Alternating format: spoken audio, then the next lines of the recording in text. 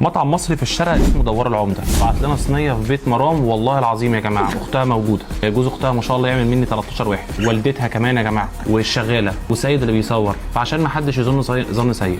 المهم نسيبنا الموضوع دوت، نشوف المطعم المصري الجميل دوت عشان عايزين نقف معاه وندوق الطعم ونقول كل حاجه بحق انا مش قادره اتكلم خالص، يعني انا جعانه جدا فمش هتكلم في اي حاجه لما نخلص. بسم الله الرحمن الرحيم، بسم الله الرحمن الرحيم، اللهم صل على سيدنا محمد، لا اله الا الله، لا اله الا الله. لا مش كتير، ده عمرو يقوم بيهم كلهم. صح، بقول كده ما شاء الله. بصوا يا جماعه، احنا هناكل ونقول لكم الطعم بايه بما يرضي الله، عشان بس ايه محدش يعني يجوع لو شاف المنظر.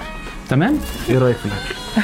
مش محتاجه اتكلم. الحمام جامد. المنظر ده مش محتاج نتكلم بصراحه. الحمام جامد، البط جامد، الكفته، الحواوشي.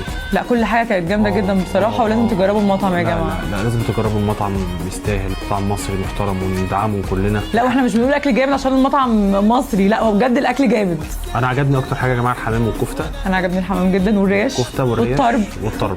شوربه الكوارع عندهم جامده يا جماعه، الناس اللي بتحب الكوارع وكده. شوربه الكوارع يعني عالميه. صعب. هسيب لكم الارقام والعناوين وصفحه المكان، اسمه مطعم دوار العمده في الشارقه، عايزكم تجربوه. باي.